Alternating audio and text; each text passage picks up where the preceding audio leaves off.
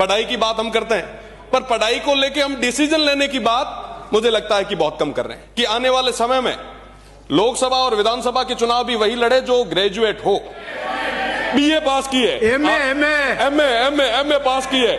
और इस तरीके से अगर आने वाले समय में पढ़े लिखे लोग आगे आएंगे तो निश्चित रूप से ये राजस्थान आगे बढ़ेगा, ये देश आगे बढ़ेगा। जब पढ़ेगा इंडिया तभी तो बढ़ेगा इंडिया। शिक्षित राजस्थान, तमाम चीजें। आप स्वच्छ भारत, स्वच्छ राजस्थान की बात करते हैं, स्वच्छता के नाम पे किस तरीके से घोटाले हो रहे हैं आप अगर धरातल पे जाके देखेंगे। धन्यवाद सभापति महोदय। आज आपने राजस्थान पंचायती राज संशोधन विधेयक 2026 में मुझे बात रखने का मौका दिया। सबसे पहली चीज तो आज के समय में सरपंच एक्सपेरिमेंट करने के लिए एक साधन हो चुके हैं। कोई भी एक्सपेरिमेंट करना सीधा सरपंचों पे करें। आज यहां पे पिछले 2 साल से मैं देख रहा हूं, हमेशा शिक्षा को बढ़ावा देने की बात होती है। जब पढ़ेगा इंडिया तभी तो बढ़ेगा इंडिया, शिक्षित राजस्थान, तमाम चीजें। पर बड़ा दुख होता है कि हम इस तरीके के प्रयास कभी नहीं करते कि हमारे असेंबली, हमारे पार्लियामेंट में पढ़े लिखे लोग आए। मुझे लगता है कि प्रदेश की सरकार को एक कदम उठाना चाहिए। एक सिफारिश चुनाव आयोग को, केंद्र की सरकार को करनी चाहिए कि आने वाले समय में लोकसभा और विधानसभा के चुनाव भी वही लड़े जो ग्रेजुएट हो। आप कदम उठाइए, प्रदेश की जनता आपके साथ में रहेगी, पर कम से कम करें तो सही। छोटी मोटी कोई चीज होती है आप सीधा सरपंचों के गले में डाल देते हैं। आज एआई की बात हम करते हैं, रोबोटिक की बात हम करते हैं, पढ़ाई की बात हम करते हैं, पर पढ़ाई को लेके हम डिसीजन लेने की बात मुझे लगता है कि बहुत कम कर रहे हैं। तो मेरा निवेदन है सत्ता पक्ष से कि आप कम से कम ऐसा जो एक प्रयास है वो जरूर करें।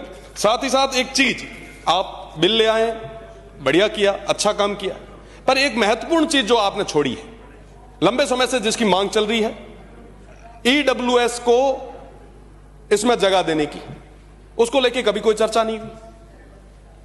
इस बार 2023 के चुनाव में सत्ता पक्ष को 41% वोट मिले और विपक्ष को 39%। 2% वोट, ये जो मार्जिनल वोट है जिन्होंने इस तरफ बिठाया है, ये कौन लोग हैं?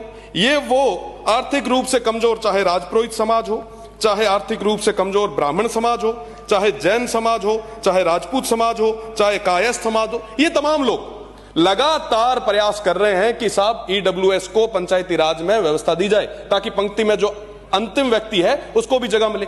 आज सब पैसे वाला आदमी तो बड़े धड़ल्ले से चुनाव लड़ता है, क्या आपको नहीं लगता कि उनको हमें जगह देनी चाहिए? तो मुझे लगता है कि आप अगर केंद्र को लंबे समय से मांग चल रही है, संसदीय कार्य मंत्री जी पता नहीं क्यों इस मामले में ज्यादा इंटरेस्ट, रुचि नहीं दिखा रहे हैं। मुझे लगता है कि अगर देंगे, 100 से ज्यादा विधायकों ने लिख के दिया है, तो एक बड़ा मैसेज जो है वो जाएगा। साथ ही साथ सरपंच लंबे समय से परेशान हो ही रहे हैं। आप एसएफसी एफएफसी के पैसे जो हैं वो अभी तक नहीं दे पाए हैं। मेरा निवेदन है कि उनको आप समयबद्ध तरीके से दें।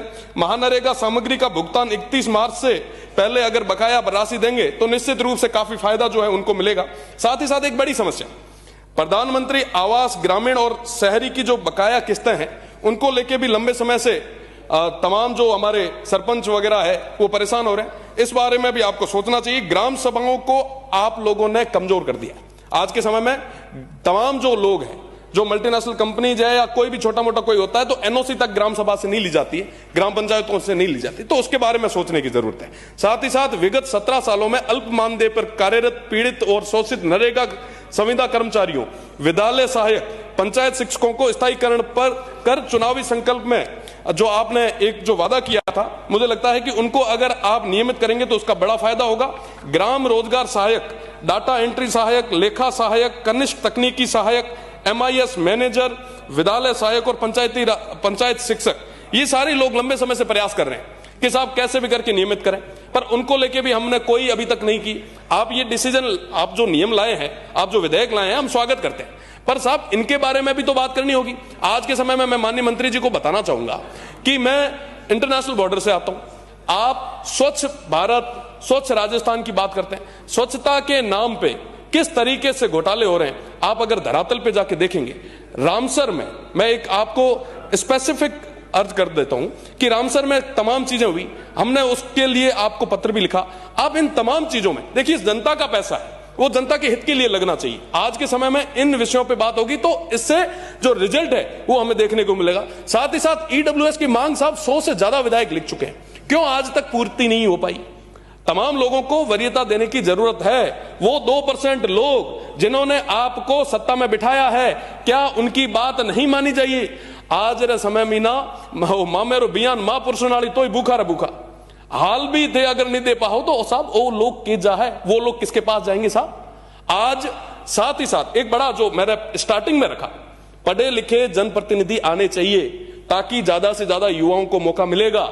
आप एक विधेयक पास करें, आप एक रिकमेंडेशन भेजें, केंद्र की सरकार को भेजें, चुनाव आयोग को भेजें कि कम से कम ग्रेजुएट लोग जो है वो यहां तक आए। मैं माननीय सभापति जी को भी बधाई देना चाहूंगा कि उन्होंने भी अभी 12वीं पास की है और वर्तमान में आप जो ग्रेजुएशन के लिए जो मेहनत कर रहे हैं, मैं आपको उसके लिए खूब खूब बधाई देता हूं।